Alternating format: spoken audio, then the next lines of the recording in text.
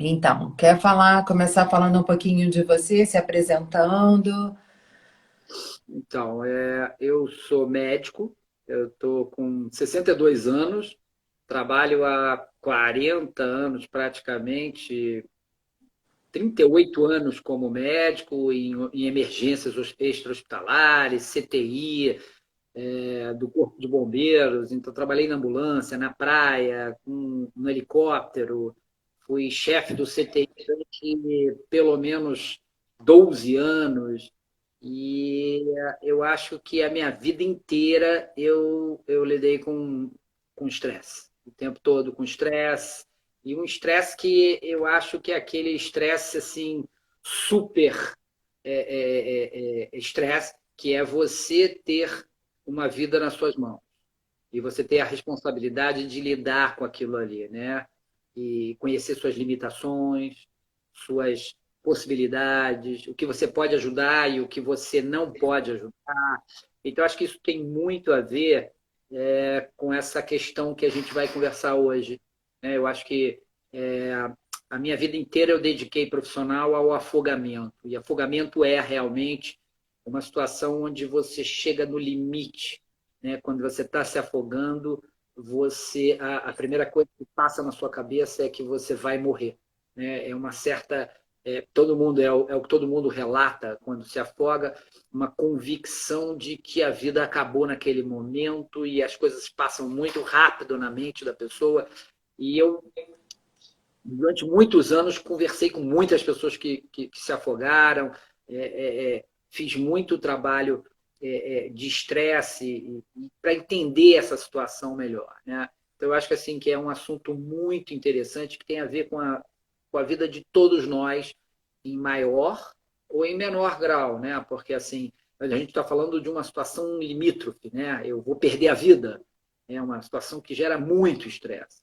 Mas a gente tem situações menores, mais simples, ou mais do dia a dia, ou mais fáceis, digamos assim, de poderem ser resolvidas, que afetam a nossa vida agudamente, rapidamente, ou ao longo de toda a nossa vida. Então, acho que esse é um assunto assim que eu tenho a maior paixão, porque eu acho que é um mecanismo que a gente pode ajudar muita gente. Quando você fala porque como você falou, no afogamento a gente chega num limite, né? Está deparado de frente com a morte, né? Mas quando você refere a esse estresse que é um pouco menor, mas que a gente às vezes acontece pontual de uma situação, também graves, ou às vezes pequenas coisas do dia a dia, ou até como essa situação que a gente vem passando agora, né, dessa incerteza toda. Você quer falar um pouco sobre isso, sobre esse, como é que ele se manifesta, como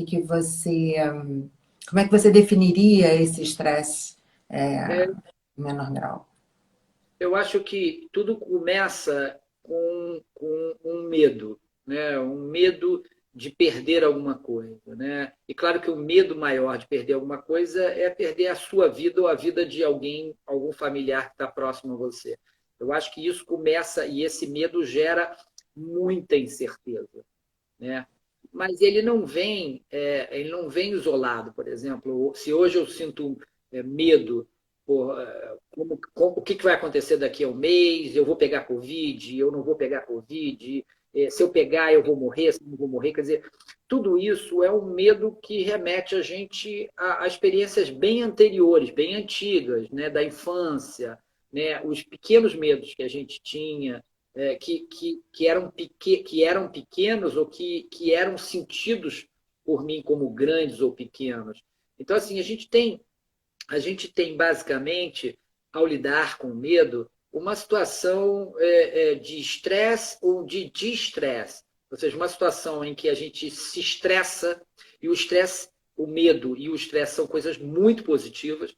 A gente precisa do medo para fugir do inimigo, a gente sempre precisou do medo para nos defender, para poder correr, para fugir, para reagir, né? Mas a resposta ao medo, ela pode ter várias respostas diferentes, conforme um mecanismo cognitivo que foi, ao longo do tempo, arrumado dentro da nossa cabeça. Então, por exemplo, tem pessoas que você fala alguma coisa e elas reagem absurdamente àquilo lá. E você percebe claramente que ela reagiu muito mais do que o necessário. Tem outras que você fala alguma coisa e a pessoa fica como se ela estivesse paralisada ali. Ou seja, ela não consegue fugir e ela não consegue reagir. Né? Então, assim, é o pior mecanismo que a gente arruma dentro da gente. E tem outras pessoas que, ao falar alguma coisa, elas se sentirem atacadas, e o medo vem aí como sentimento forte, a primeira reação é sempre fugir. E aí, quando a gente fala em fuga, não é fuga só física, eu sair correndo. Né? É a fuga Uhum. também do diálogo, é a fuga de tapar os ouvidos, de escutar, a fuga de não querer que aquilo ali afete, né? Me isolar, fugir daquela possibilidade. Então, assim, e aí existem o estresse, que é gerado pelo medo inicialmente, é a forma de você dizer assim, eu preciso reagir. Né? Uhum. E esse estresse, se você não encontra ferramentas para reagir adequado ao enfrentamento dessa situação externa, né? A gente está falando de situações externas, mas isso pode ser interno também. Certo. Ao enfrentar essa situação externa, você, com esse estresse, você não encontra a ferramenta, você entra numa situação que a gente chama de distress, de desespero, de angústia, onde aí você não consegue mais entender qual a ferramenta que vai utilizar para essa fuga ou para esse enfrentamento. E você vê isso classicamente no afogamento. Né? Começo a me afogar e eu estou estressado e eu olho, eu penso como é que eu vou sair daqui, será que tem alguém que possa me ajudar, etc, etc. E aí, de repente, conforme essa ferramenta não aparece para me dar uma solução, eu entro em desespero e aí eu não escuto mais nada, eu não ouço mais nada, eu não consigo reagir de forma apropriada. E se você pegar isso claro, pensando nisso como uma forma crítica, mais grave, mais acentuada, e extrapolar isso para situações pequenas do nosso dia a dia, por exemplo, eu tenho que sair, esqueci minha chave, eu tenho que. São coisas que acontecem diariamente na nossa vida. Eu queria receber o telefonema do meu amor e ele não me liga. Eu queria comer uma coisa e não tem. Entendeu? Quer dizer, várias situações do dia a dia que guardadas as devidas proporções, claro, elas têm o mecanismo é o mesmo. O mecanismo é de estresse, e aí se você entra em desespero, e você vê pessoas que entram em desespero por uma coisa que você olha e fala assim, mas não é possível, isso não É merece muito pouco. muito pouco. É. Mas às vezes a pessoa não tem a ferramenta, né? É isso, para ter esse entendimento. É. Eu vejo isso um pouco acontecer assim também, claro, como você falou, com as suas devidas proporções, até na prática de yoga. Quando a gente às vezes é confrontado com certas situações ou certos asanas que a gente ou tem mais dificuldade ou tem até medo daquela postura, né? E aí, através da prática, a gente vai procurando construir ou adquirir essas ferramentas, mas enquanto a gente não consegue chegar nelas, a gente tem realmente eu tô falando até por mim mesmo, por vivência pessoal, esse gatilho que você falou do distress, né? De você perde um pouco o controle, não é É, isso? porque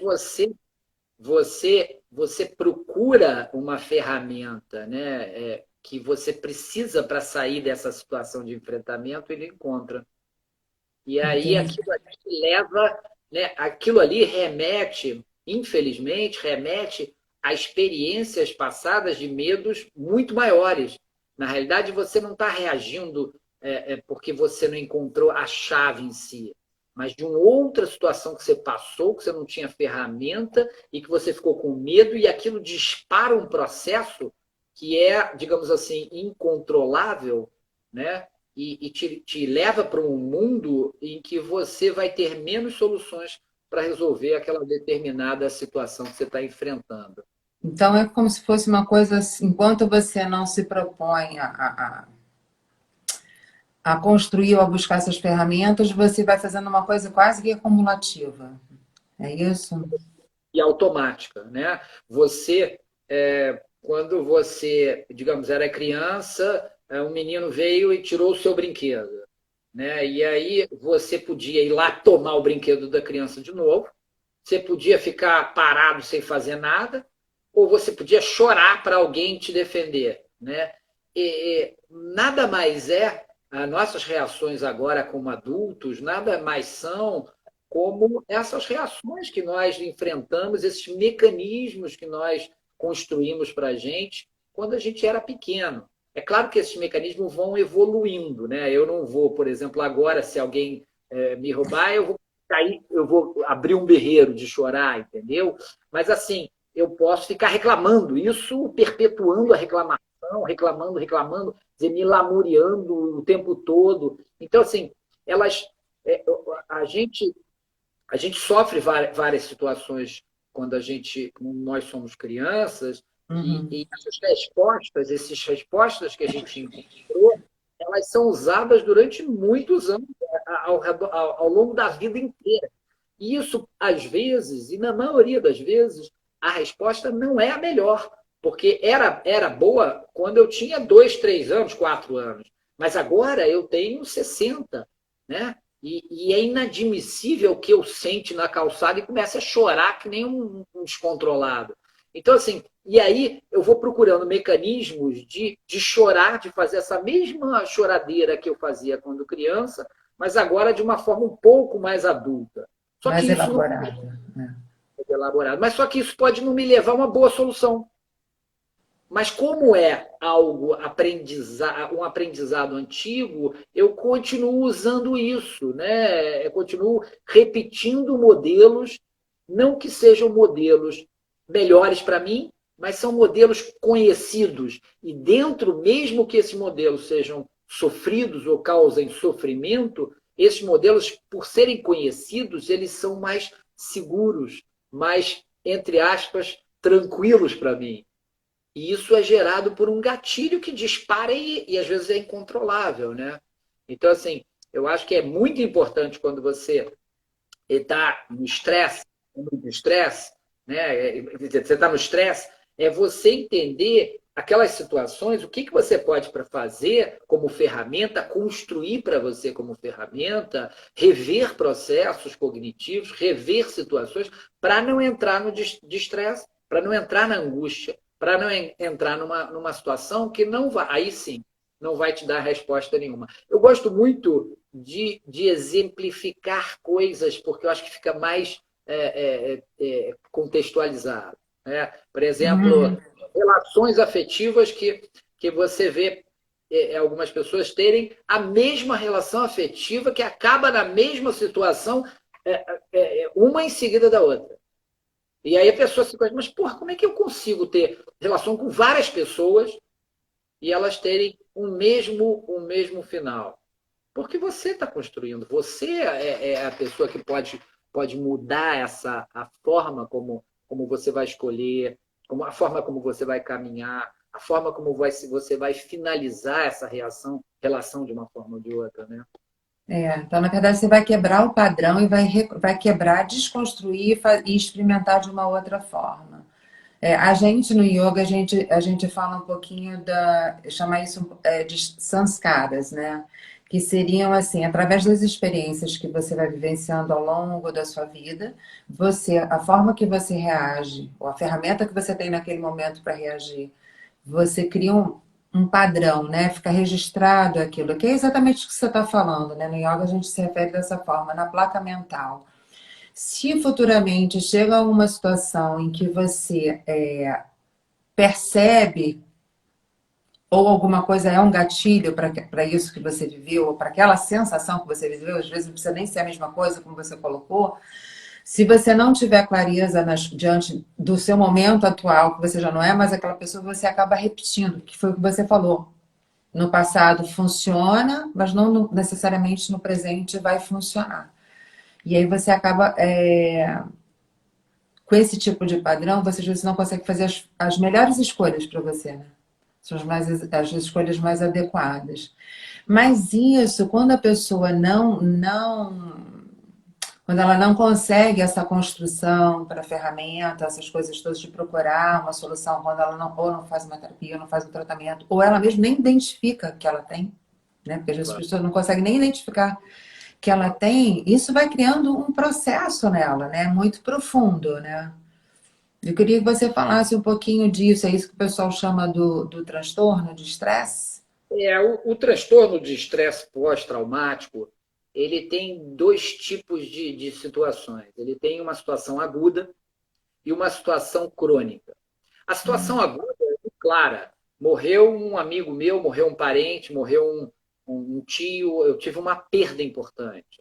Eu tive um incidente de carro, eu sofri um afogamento, eu tive um trauma, eu perdi toda a minha empresa. Quer dizer, ou eu fui abusado sexualmente, ou eu, quer dizer, qualquer coisa que naquele determinado momento tenha sido traumatizante para você. E isso acontece no nosso dia a dia, um assalto, né?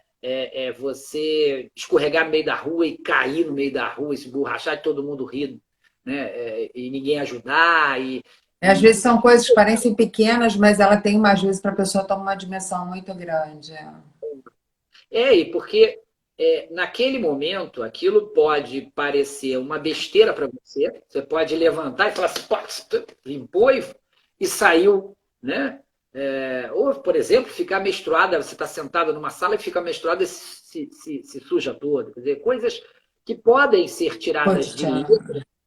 de letra para uns e para outros tem um significado muito importante por você não ter a ferramenta para lidar com aquela situação naquele momento, ou por você já ter vivido alguma coisa no passado que dispara um gatilho que você não relaciona, mas está relacionado. Né? E aí dispara um gatilho de desespero, de ansiedade, de uma crise de ansiedade danada. Né?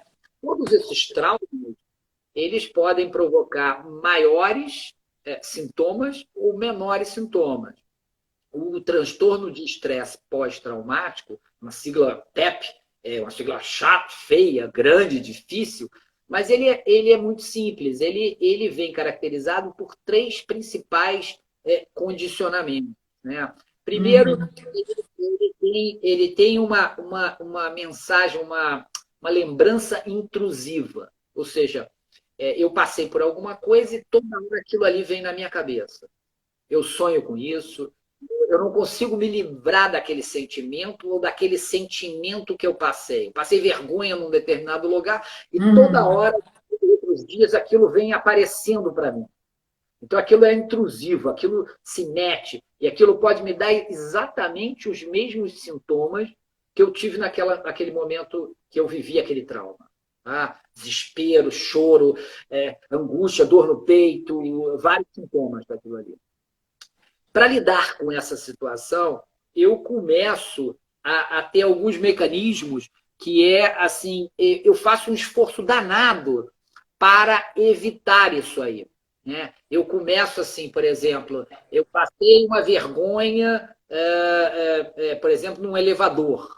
Então eu não entro mais no elevador. Eu passei uma vergonha numa escola. Eu não entro mais na escola. Então eu começo a evitar inicialmente, tudo que me relaciona de alguma forma com aquela situação que causou o trauma e que me deixou desconfortável. Mas ao longo do tempo, e aí é que a coisa pode se tornar crônica, eu começo a fazer umas relações que não têm uma relação direta. Né? Então eu começo a fazer a relação, por exemplo, eu vivi um trauma, por exemplo, que quase bati de carro e aquilo me assustou, ou eu atropelei alguém e aquilo me assustou muito. Né? E aí eu Uhum. começo a relacionar, eu não entro mais em carro. Tá, eu não entro mais em carro. E carro está relacionado a quê? Carro está relacionado a transporte. Então eu também não entro mais em transporte. Daqui a pouco o carro está relacionado ao transporte, que está relacionado a sair na rua. E aí eu não saio mais na rua. Então, assim, aquilo começa a gerar vários sentimentos que não estão relacionados diretamente ao sintoma inicial, mas que começam a me A deixar muito aflito. E aí surge limitar, né? muito, limita a sua vida muito. E aí começa a surgir, por eu estar tentando me controlar e não ir para aquele primeira sensação, eu começo a sentir, a ter insônia, irritabilidade, eu reajo de uma forma exagerada para algum problema, eu estou sempre mal-humorado, eu estou sempre. Se alguém me pergunta, e aí, você está bem? Estou bem, estou bem, estou bem. Então, assim, as coisas assim. E isso gera uma gama de sintomas, e a gente não deve entender esses sintomas como aqui é a doença e aqui é a pessoa normal. Não, eu acho que a gente está entre todos nós, estamos entre a coisa mais normal ou assintomática até a coisa mais, digamos assim, Extrema, que a a que a crise, né? venda está acontecendo, né? Então, eu sei que todo mundo que está ouvindo a gente está lembrando de algum trauma que teve, de alguma mensagem, de alguma lembrança intrusiva que esse trauma traz na sua vida, ao longo da vida. Pô, eu vejo isso, já me lembro daquilo, né? E aquilo já me deixa ansiosa e com estresse, né?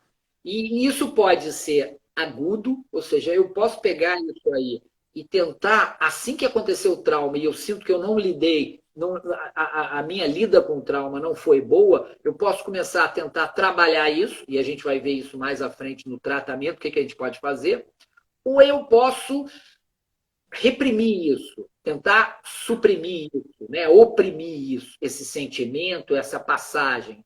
E aí isso continua dentro de mim e pode ser melhor ou menor trabalhado comigo mesmo, mas Uhum. pode gerar ao longo dos anos, ao longo dos meses, uma coisa mais, uma engrenagem mais difícil de você modificar, uma Vai como se engrenagem criando camadas, né? Você vai criando camadas em cima daquilo. É, e fica mais é. difícil você identificar o trauma, fica mais difícil você identificar por que você, por exemplo, tem que fazer alguma coisa que aquilo ali está relacionado. Por que eu tenho que contar até 100 antes de entrar em casa? Por que eu tenho que. Aquilo vai sofisticando de uma tal forma que não fica muito relacionado àquele trauma inicial, Ao àquele problema primeiro. inicial, porque está muito elaborado, e quanto mais elaborado, mais difícil fica de você, digamos assim, desconstruir isso para entender e construir uma forma melhor para você responder a esse estresse, a esse trauma, né? Esse estresse também, às vezes, ele se manifesta também bastante no corpo, né? Você invariavelmente vai pegar essa parte que no yoga a gente chama a parte sutil, que seria energética, mas talvez emocional, ou a reativa, a reação, a experiência que você teve, aquilo invariavelmente vai se concretizar em alguns lugares do seu corpo, né? Que é como você falou, pode vir através da insônia, pode vir de uma dor de cabeça constante, pode vir de uma contratura, pode vir por várias situações também que vão, né? Claro, a gente manifesta muito, muito, muito da parte emocional, mental, no corpo, né? A gente tem, por exemplo, no consultório, você vê isso claramente. Você tem 10 pacientes com a mesma doença, digamos assim, e você tem um que não sente praticamente nada, ou que sente, e se ele sente, ele não reporta aquilo como algo significativo. E você tem um outro, e aquilo ali é como se ele fosse morrer naquele momento. Né? Então, assim, a gente vê claramente como a parte emocional afeta a nossa resposta, o nosso corpo, né? Que isso não é uma coisa, não são coisas diferentes, é parte de um De todo, um né? todo. Eu acho que aí é que o yoga, eu acho assim, admirável nesse ponto, né? Quem não conhece, e eu não conhecia, aliás, eu não pratico, mas eu sou um admirador, Já né? tentei, já tentei.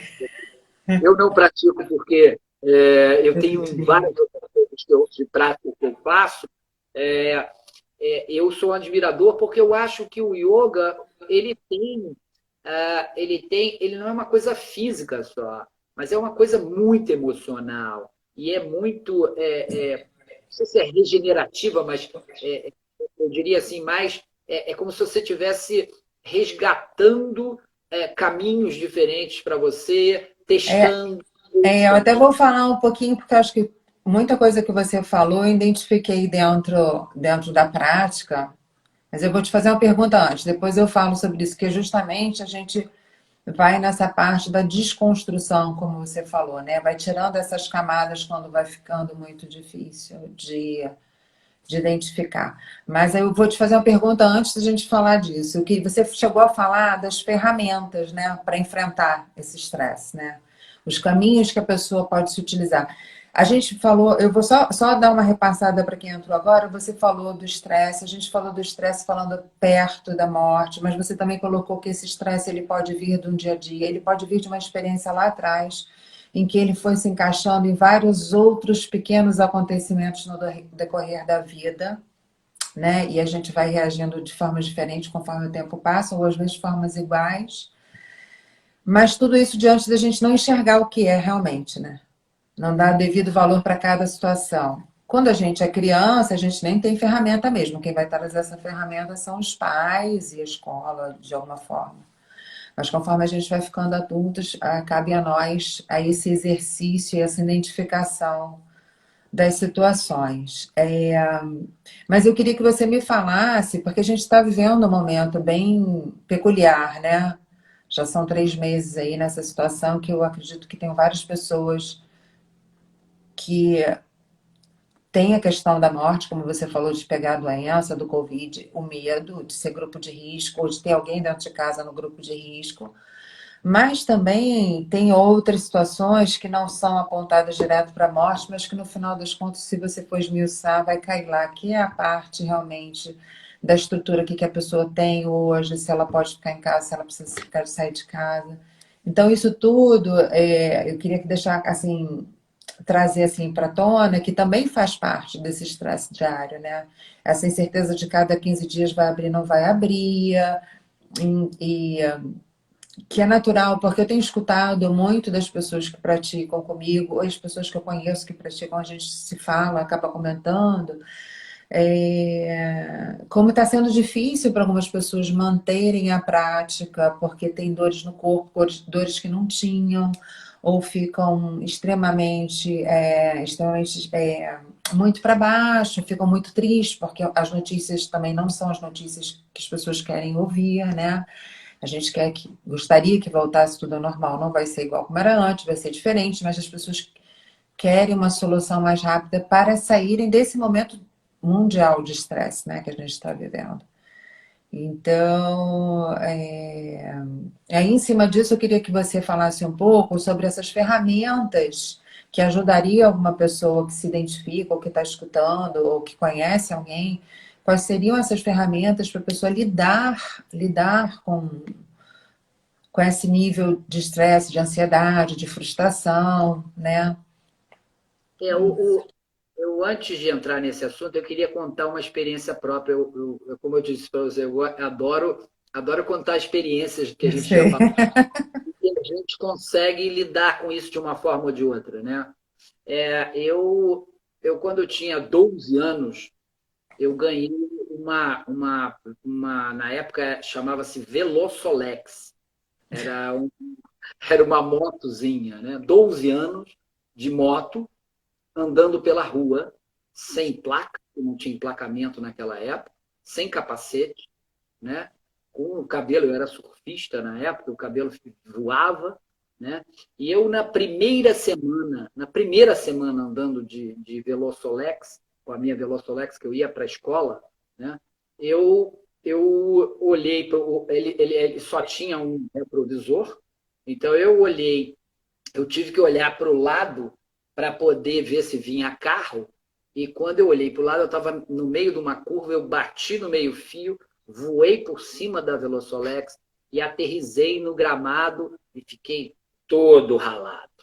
Tá?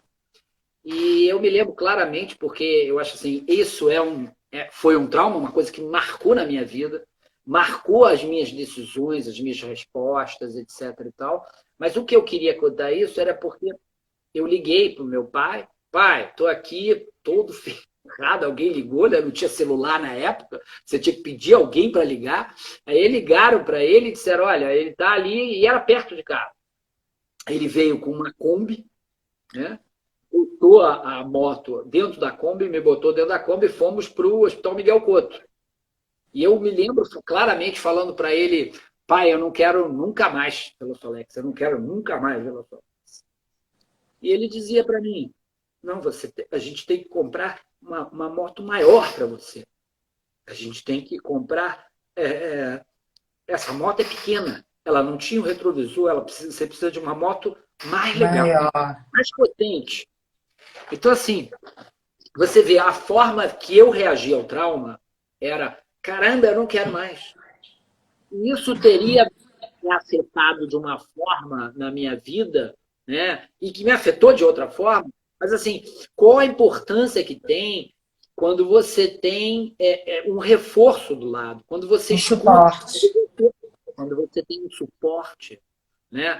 Então, assim, eu acho que em relação à Covid é a mesma coisa, né? A gente tem, basicamente, duas formas de reagir a uma resposta, né? E isso foi estudado, a gente estudou isso, porque o guarda-vidas tem que responder muito rapidamente.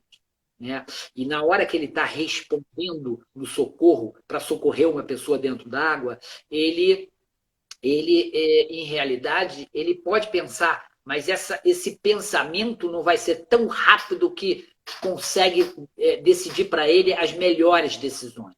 Isso funciona, de um certo aspecto, dentro da gente, em todas as situações. Eu tenho que responder, eu tenho que fazer, o que eu vou fazer? E, claro, né, a gente tem uma resposta rápida, ou seja, aquela resposta sem pensar, né? Passou alguém de bicicleta, eu freiei, virei o carro, eu nem pensei.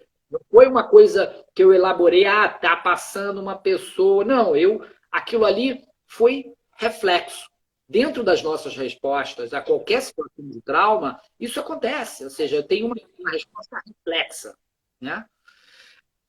Conforme a gente vai, durante a nossa vida, passando por essas respostas reflexas, a gente vai adquirindo um padrão de resposta. Um padrão de resposta que pode ser, que é o caso, né, que a gente está falando, pode ser positivo ou pode ser negativo. Né? Por exemplo, eu conheço grandes amigos que passaram afogamento, se afogaram, e um deles foi campeão olímpico de natação, o outro é um surfista muito famoso. Então, assim, esse afogamento para essas pessoas, esse trauma para essas pessoas foi utilizado como algo positivo, que gerou um crescimento como pessoa, um mecanismo de crescimento. E conheço outras que nunca mais se aproximaram do mar. Então, assim, a gente tem que ter a humildade, primeiro, de entender, porra, eu estou sentindo isso, né? Como é que eu faço para procurar o tratamento? Como é que eu faço para procurar uma melhor resposta? Não é nem tratamento, porque todos nós temos isso, né? Eu não gosto de falar disso numa doença, porque não é uma doença, é uma forma da gente reagir às coisas, né? Então, eu acho assim, qual a forma melhor de eu reagir à Covid, por exemplo, né? Que chega a esse assunto que você perguntou. A Covid tem uma mortalidade, e eu estou muito inteirado nisso, porque eu estou trabalhando muito nessa questão da Covid. A Covid tem uma mortalidade, significa, na população geral, de mais ou menos, provavelmente, 0,1%. Significa que cada 1.000 pessoas, ou cada 100 mil pessoas, 0,1% das pessoas vão morrer. É muito baixo.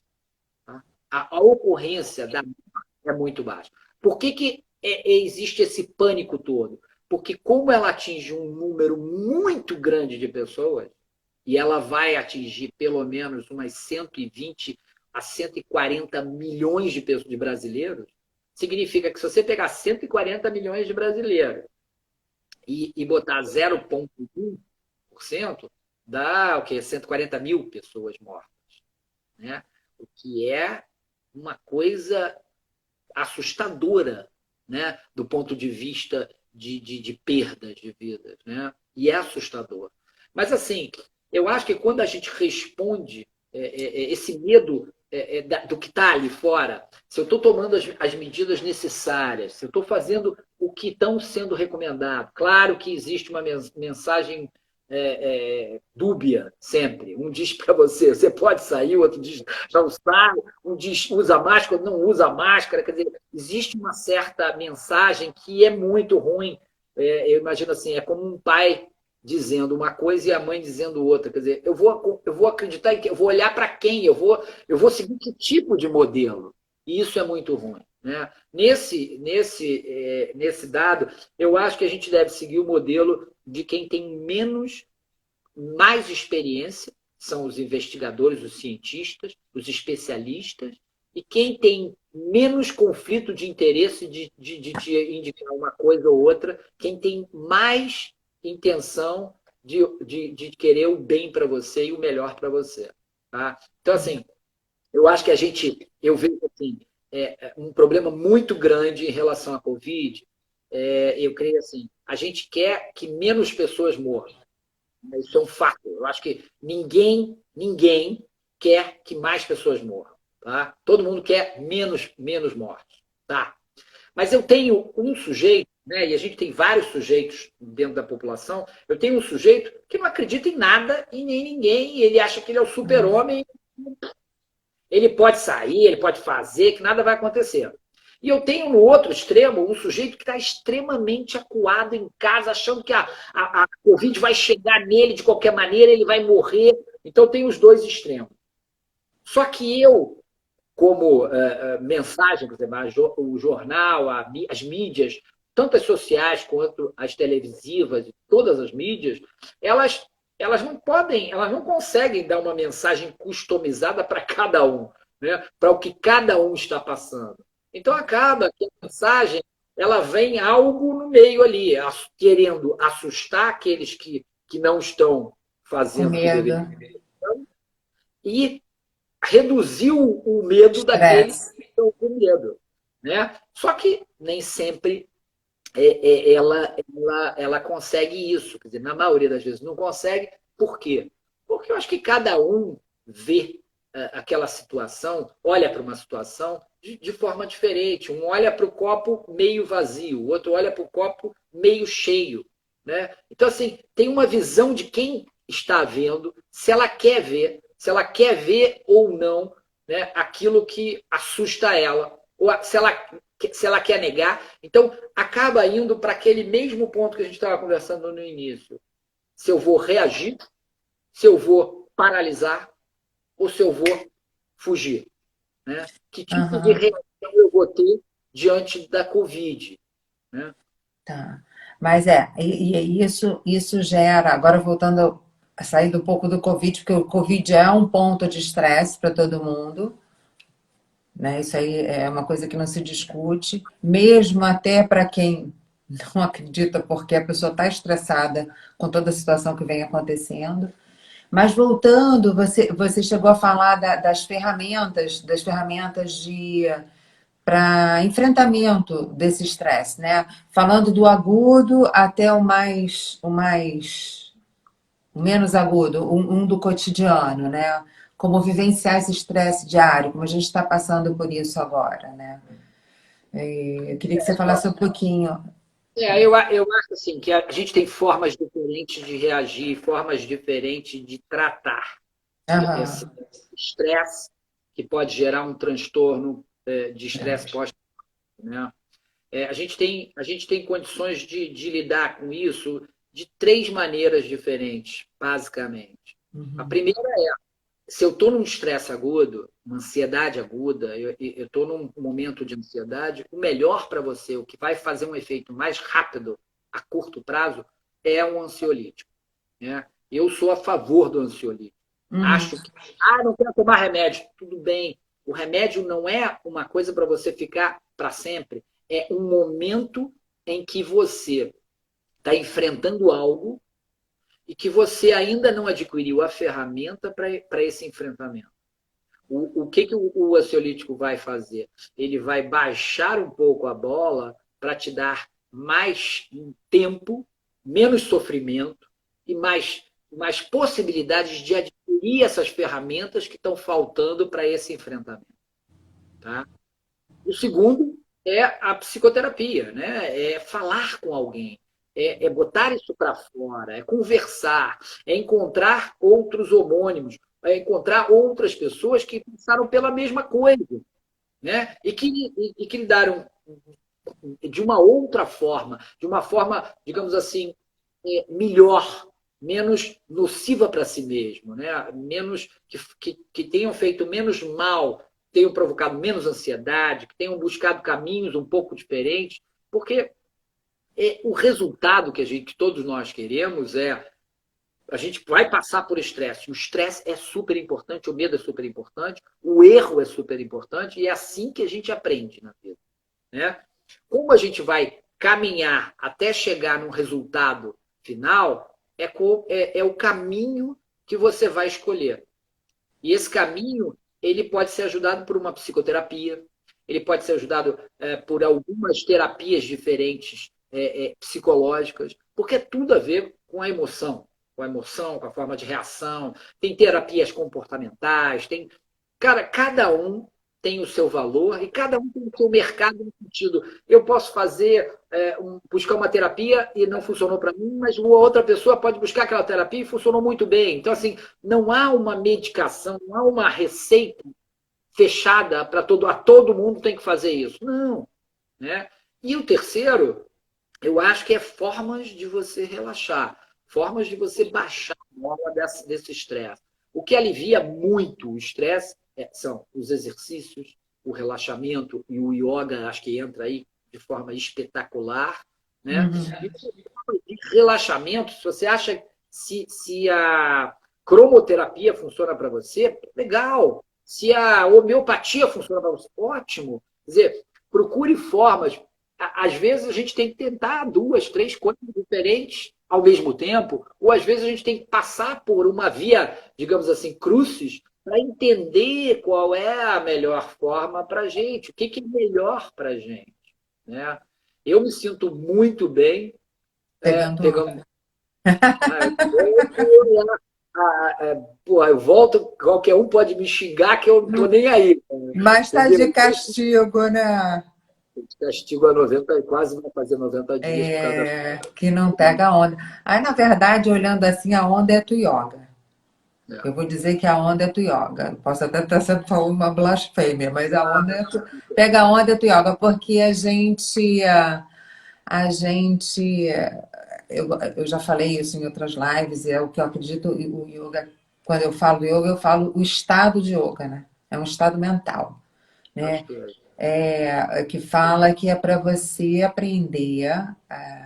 A gente já tem uma mente bem agitada, a gente vive num mundo cheio de provocações. Você falou, o mundo é externo, ele provoca de várias formas, e dentro dessas formas vem o estresse, vem a frustração, que gera ansiedade, que gera medo. Então, vai ficando tudo lá dentro. A gente, quando fala do estado de yoga, que é você diminuir essa quantidade de flutuação, é quando você não se mantém ali o tempo inteiro, mas você exercita estar próximo daquilo. Você consegue observar e perceber as coisas com mais clareza. Porque quando a gente está muito ansioso, frustrado, com medo, a gente desvirtua o que a gente está vendo, a gente deturpa tudo, né? Você sabe muito bem, mas quem está ouvindo para a gente não sabe. Eu nunca tomo nenhuma decisão Eu quando sei. quando eu estou irritado, quando eu estou com raiva de alguma coisa, quando eu estou ou quando alguém fica me pressionando para tomar alguma decisão. Eu baixo a bola, porque é a melhor decisão que eu vou tomar para a minha vida em qualquer coisa. Claro que não é para tomar um sorvete na sorveteria, mas para qualquer coisa, é você estar nesse estado que você está, que você falou. É você estar num equilíbrio para você poder entender qual é E o melhor caminho. qual é o melhor caminho? Porque você está enxergando com clareza, né? Então, é como você falou, a pessoa vai procurar diversos caminhos e experimentar qual que ela identifica. Eu me identifiquei com yoga e com a prática específica de Ashtanga, mas sempre lembrando que mesmo quando a gente escolhe esses caminhos, aí se eu estiver falando alguma coisa que você discorde ou que você concorde, você fala. Eu Sempre não. vai ter sempre vão ter algum tipo de obstáculo para você enfrentar, Até para você tirar essas camadas que a gente estava falando, que você vai criando para uma certa proteção, para você quebrar esses padrões, você precisa se deparar com essa camada, né? Você não vai escolher qualquer terapia, eu vou falar da yoga, porque eu sou professor de yoga e é o que eu faço, então eu vou falar daquilo que eu conheço. Você não vai fazer uma prática e vai ser mágico, aquilo vai sumir. Não. Você vai estar enfrentando aquilo ali que está te incomodando, que não tem uma especificação, para cada um vai ser uma vivência interna diferente, mas você vai ter que se deparar com aquilo algumas vezes até que aquilo não faça mais parte da camada ou não te incomode. De certa forma, esteja aquela camada resolvida dentro de você. Você não está negando ela, você não está negando a experiência que você tive, mas você está transformando o seu olhar sobre aquilo. A gente no yoga faz isso, a gente usa, tem várias condutas, né? O yoga a gente define ele em 8 passos, mas o que a gente enxerga, né, que a gente consegue visualmente é a parte física, que é um dos passos dos 8, e a respiração, que seria um outro passo desses 8. Mas fora isso, existem mais 6 coisas acontecendo que não são visíveis, elas são internas, né? Elas estão na parte emocional, elas estão na parte mental. E que eu digo para mim que são as partes mais difíceis da gente lidar. Porque o concreto é um pouco mais fácil. O concreto incomoda no alongamento, ele incomoda no desejo de fazer e não conseguir.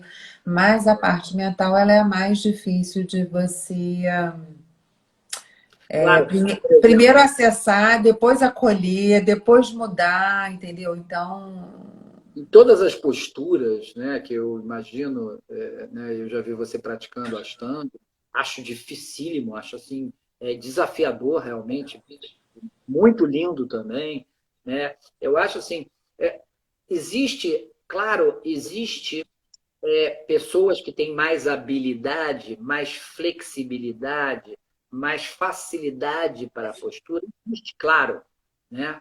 Mas eu acho que a principal limitação é quando você se limita. A sua limitação, o seu eu não consigo, eu não posso, eu não vou fazer, eu nunca fiz, eu não consigo. Isso é o principal fator limitante, né? Eu aprendi, eu aprendi algumas coisas na vida que eu sempre uso, sempre uso. Uma delas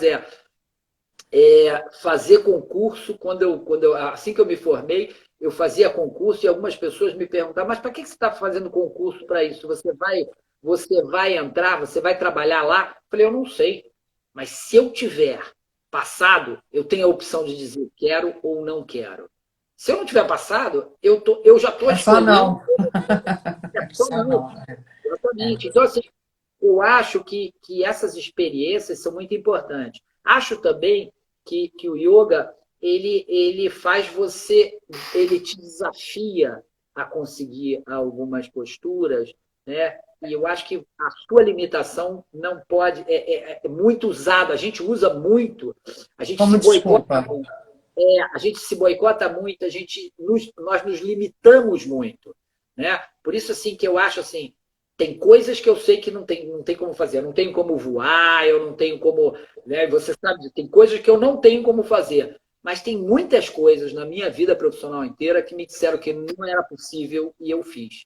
Então, assim, eu acho assim, que quando você não se limita, quando você se deixa levar fora daquela engrenagem, se permite modificar, é muito legal. Uma outra coisa que eu acho muito importante é quando você pensa em desconstruir alguma forma de reagir a alguma coisa, é muito difícil, não é uma coisa fácil e não se consegue de um dia para outro.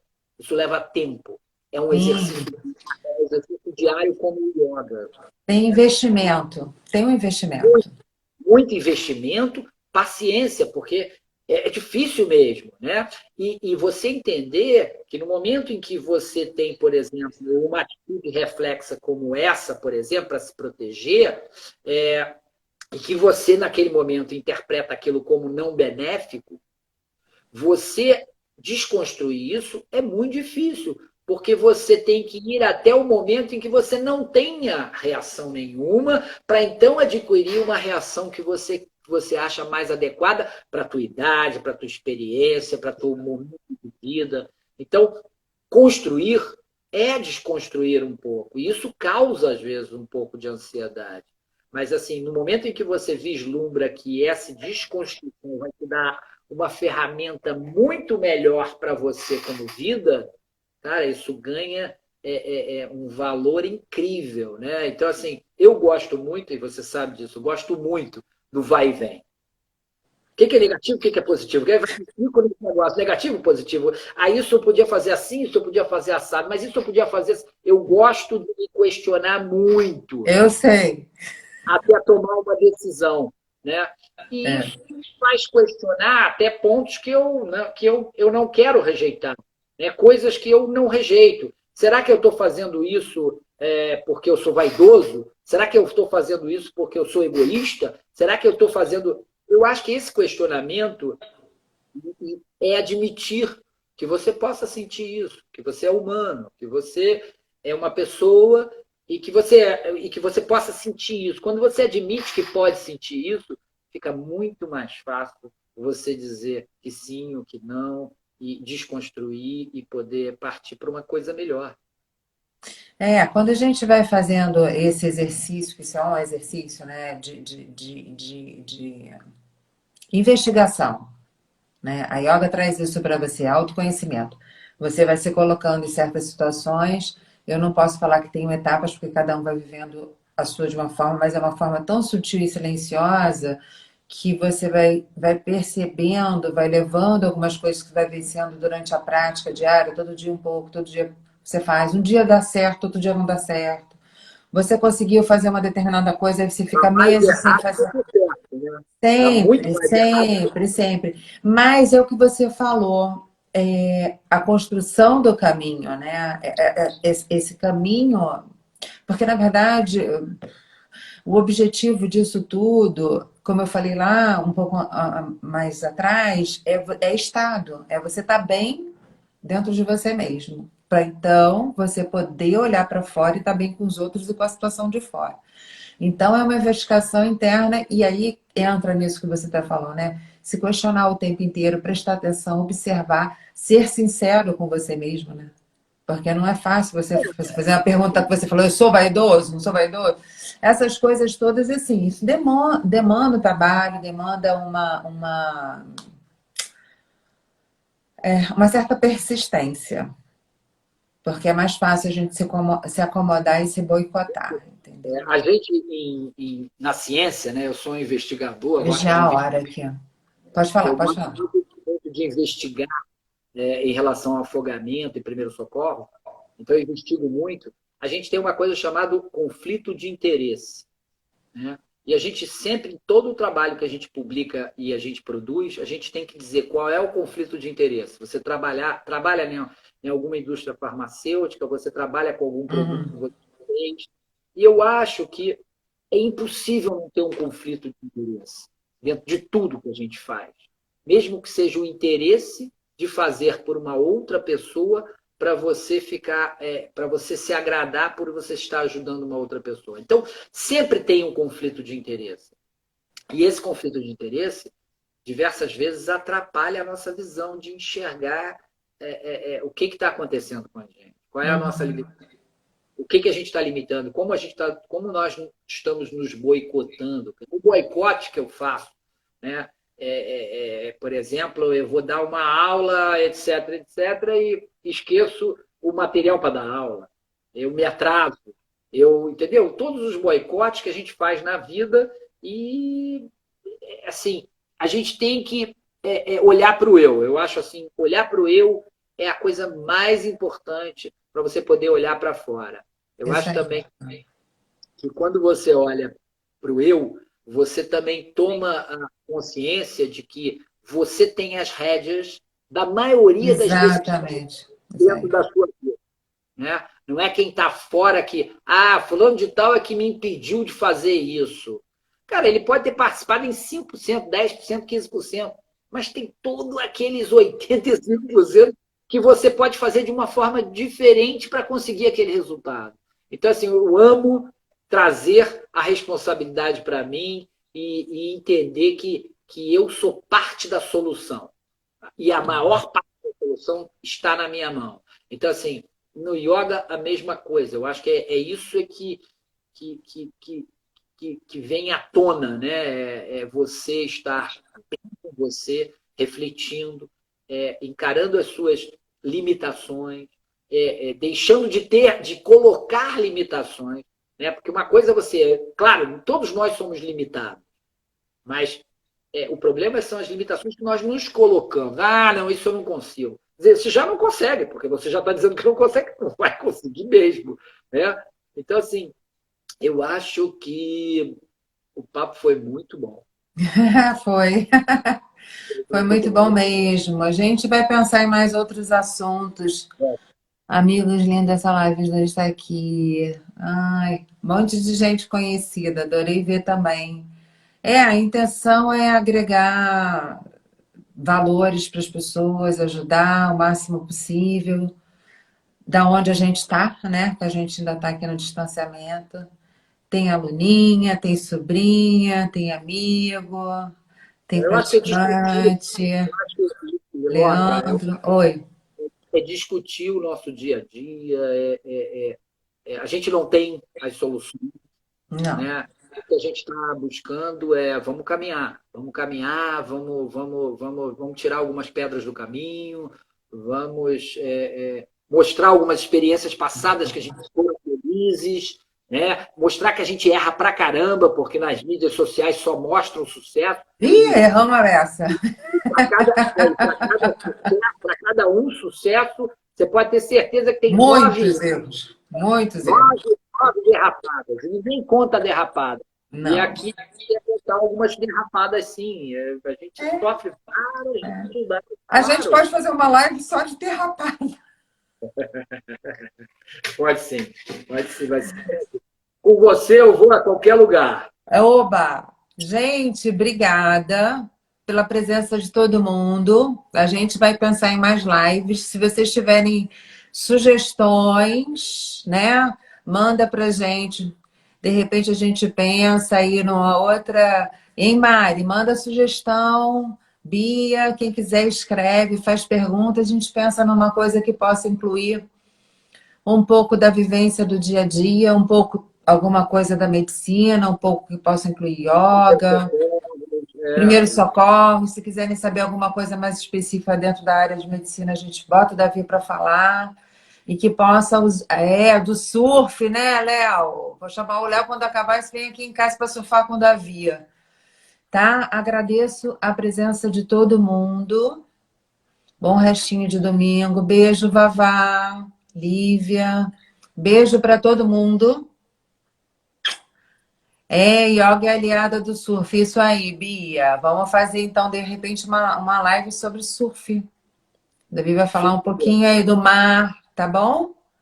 Beijo para todo mundo. Beijo gigante. Ótima semana para todo mundo. Vou encerrar aqui, tá, Davi? Beijo, tchau.